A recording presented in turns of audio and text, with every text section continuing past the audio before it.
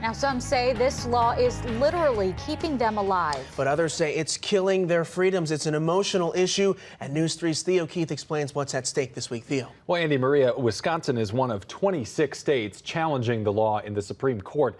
Attorney General J.B. Van Hollen is in Washington, especially concerned about the mandate that all Americans have health care.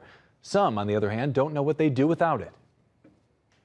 Let's just talk about health insurance. On a sunny Sunday in late March, the conversation at Elizabeth Flagg's house is about health care. The recent college grad lives with her parents. But the Janesville woman lives with something else, too, type 1 diabetes. It's a big deal. Yeah, it is.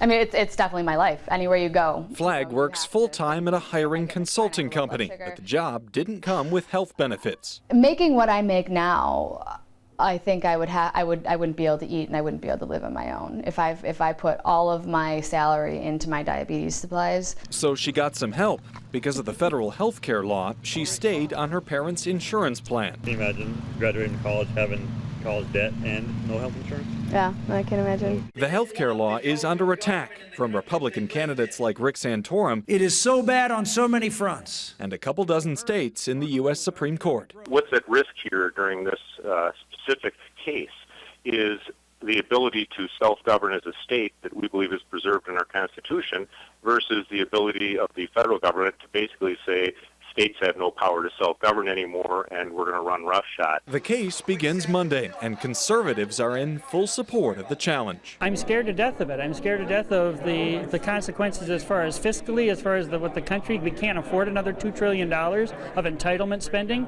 and also the freedoms that I'm afraid that we're going to be taken away from us. But for Elizabeth Flagg's family, living with the current health care law is a matter of life or death. Did we survive as a society for that for a long, long time? Absolutely. But I think to me this is kind of reducing the crack that people can fall into. This is a movement to keep that area small where people can trip. Van Hollen says the court will probably decline to act on most parts of the health care law, but he says the mandated health insurance is the concern of many attorneys general. Either way, the case is probably going to take some time, meaning this should be one of the central campaign issues for the presidential campaign this fall. Such an emotional issue like we talked about, and something that really, it impacts really all of us. It is on both sides of the aisle, too. Absolutely. Thank you so much, Theo. You bet.